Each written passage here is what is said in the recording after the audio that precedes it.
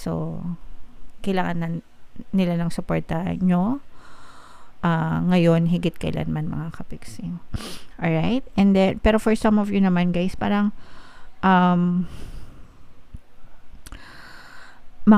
parang if nasa ano ka, nasa tawag dito, nasa larangan ng pag-i-invest, no, parang meron kang makukuhang guide, mentor, or partner. Yung iba sa inyo para magkakaroon din ng collaboration, mga kapiksi.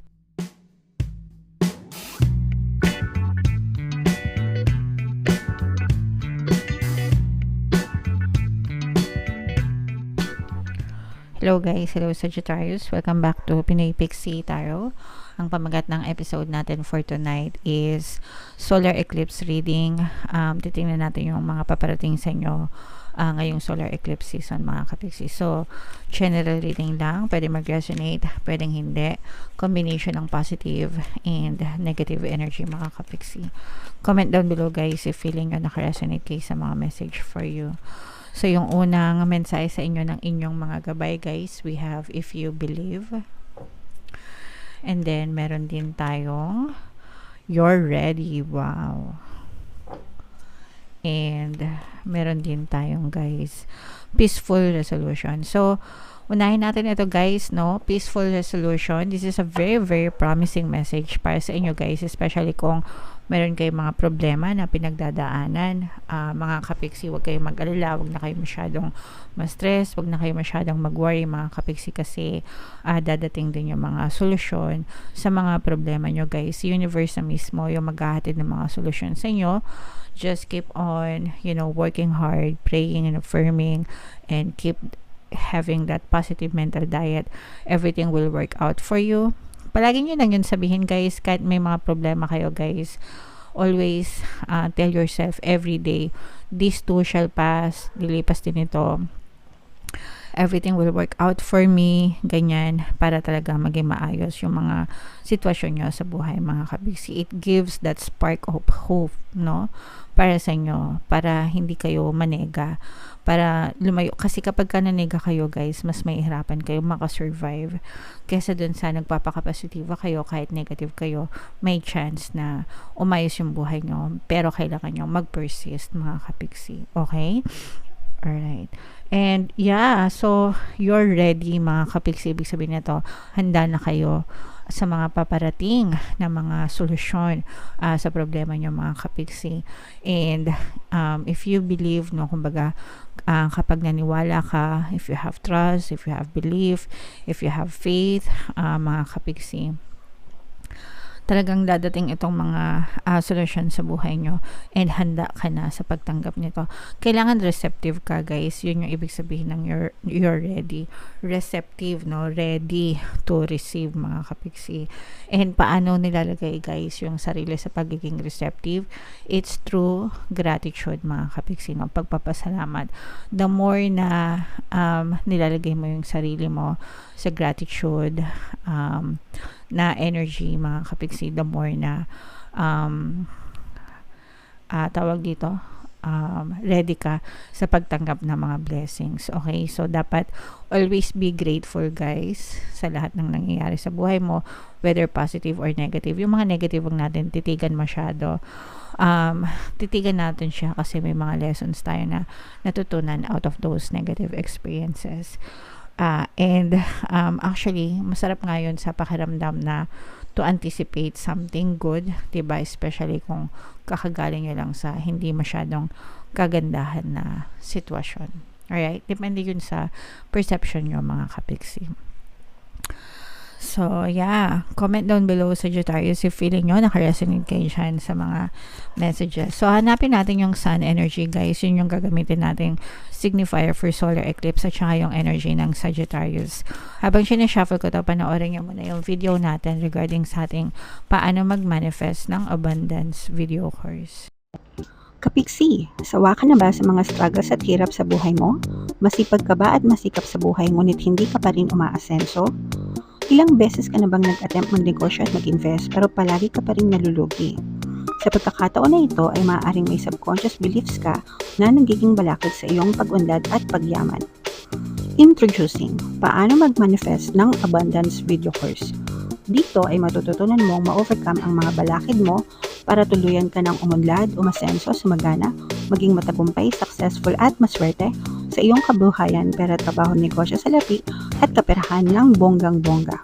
Dali, mag-send na ng email sa pinoypixietaro@gmail.com at simulan na ang iyong pagyaman ngayon. Alright, so sabay-sabay tayo magpayaman guys. Ngayon 2024, mag-avail na kayo ng course mga kapiksi kasi sobrang ganda talaga niyan. And good news guys, no, kasi ngayong April meron tayong bagong promo. Magbibigay ako ng 200 pesos na discount guys sa lahat na mag-avail ng course. Kaya mag-avail na kayo mga kapiksi, sobrang ganda talaga niyan. And meron din tayong email coaching, manifest your desires using the law of attraction. If meron kayo guys sa mga specific na gusto nyong i-manifest, pwedeng love and relationship mga kapiksi, pwedeng money or career, pwede kayo magpabook ng email coaching session with me guys. Mag-send lang kayo ng email sa pinoypixietaro@gmail.com. So this is both negative and positive. Sa negative mga kapiksi, nakikita natin na for some of you, kung kayo ay mga OFW na sa ibang bansa, kinakain kayo ng homesick mga kapiksi. Okay, kinakain kayo ng homesick. Syempre, normal naman yon. Namimiss nyo yung mga pamilya nyo dito sa Pilipinas, ganyan. So, medyo malungkot. For some of you naman, guys, kahit hindi kayo OFW, nakakaramdam ako ng some kind of loneliness. Meron kayong namimiss, no? Yes, meron kayong namimiss. For some of you, guys, parang feeling ko meron kayong tinalikuran from your past na hindi masyadong kagandahan yung ugali nila. Baka this may be a past person, pwedeng ex mo, ganyan, na hindi masyadong kagandahan yung ugali. I'm sensing na some kind of narcissistic mga kapiksi, pero pwedeng mahal mo kasi tong person na to, kaya lang parang nagkahiwalay kayo and parang hinahanap-hanap mo tong person na to mga kapiksi, pero hindi ko naman nakikita na gusto mong bumalik sa kanya. Ang nararamdaman lang natin is parang namimiss mo rin yung presence niya, kasi kahit na medyo masama yung ugali niya, kahit papano meron din namang maganda siyang ugali, and yun yung namimiss mo sa kanya, tsaka yung company niya mga kapiksi. So yun yung nakikita natin na medyo negative guys. On the good side naman guys, maganda yung parang mabilis yung yung progreso ng iyong pag-unlad, lalo na pagdating sa kaperahan mga kapiksi. Ibig sabihin nito guys, mabilis yung pag-unlad nyo, mabilis yung pag-asenso nyo.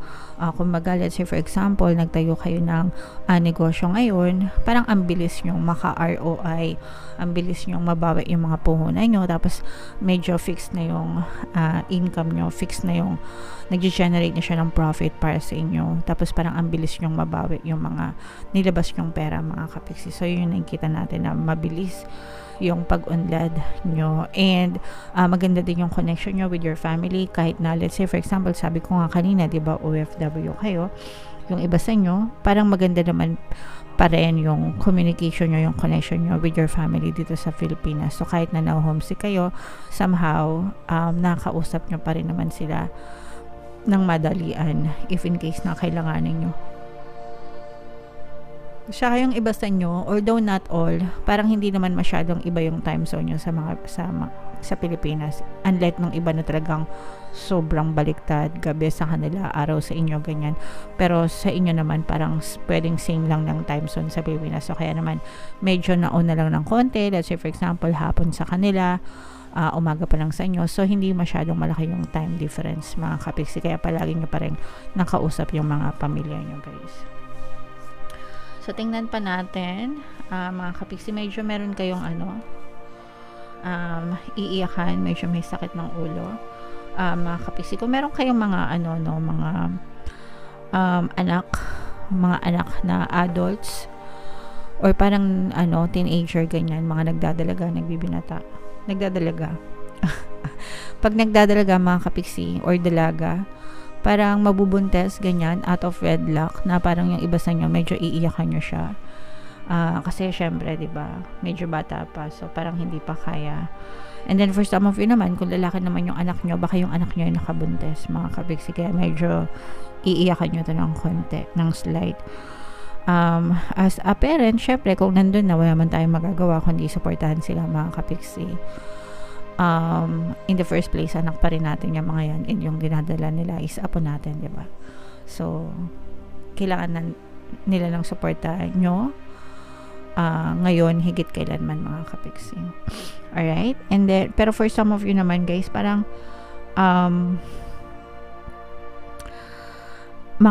parang if nasa ano ka, nasa tawag dito, nasa larangan ng pag-i-invest, no, parang meron kang makukuhang guide, mentor, or partner. Yung iba sa inyo para magkakaroon din ng collaboration, mga kapiksi, na parang mas magiging mabilis yung pag-angat mo, pag-asenso mo dahil sa collaboration na to. So, let's say for example, vlogger ka, ganyan, merong isang vlogger din na makikipag-collaborate sa'yo. Tapos, dahil sa collaboration nyo, parang mas mabilis kayong lalago. So, hindi lang ikaw, hindi lang siya yung suswertehan, kundi parehas kayong dalawa. So, yun yung nakikita na. At saka yung iba sa nyo, guys, parang feeling ko partner nyo mismo yung ka-vlog nyo. Yung mga mag-asawa, di ba? May mga ganon, may mga, o kaya mag-jowa, ganyan. Na parehas silang vlogger, nag-vlog si Mr., nag-vlog si Mrs., ganyan. Tapos, sila mismo yung magka-partner, nagko-collaborate, ganyan, sa mga accounts nila. So, sabi nga, di ba, 2 heads are better than 1, mga kapiksi. So, maging open kayo sa mga ganong klaseng collaboration, guys. Wala namang masama, di ba? At saka masaya na nakikita na nagtutulungan, nag-aangatan tayong mga Pinoy, di ba? So, sa mga kapwa ko dyan, Pinoy, mga gusto makipag-collaborate, mag-email lang kayo sa akin, okay? Pero kasi mas maganda kung same niche. Kung magkaiba tayo ng niche, medyo mahirap. Anyway, comment down below sa Sagittarius, no? If feeling nyo naka-resonate kayo. Yan, i-mind nyo yan, guys, sa comment section, no? Kasi mind, collaboration, mind happiness, ganyan. Kasi nakita natin na talagang nagiging masaya naman kayo sa inyong pamilya, mga kapisi. At saka itong mind, return of investment, no? Mabilis na return of investment, mind, progress, ganyan. Kasi nakita natin na talagang lalo pa nagiging progressive yung buhay nyo, especially sa kalagayang pinansyal, Sagittarius. Okay? Alright. So, yeah. Comment down below, Sagittarius, if feeling nyo naka-resonate kayo and kung na-excite ba kayo sa reading nyo. Ako na-excite ako para sa inyo, mga kapigsi. So, sana na-excite din kayo.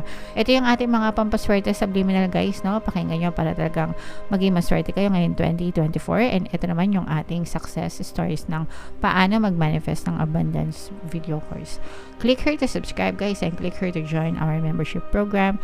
Thank you for liking, sharing, and subscribing, and see you again next time. I love you all. Have a nice day. Bye-bye.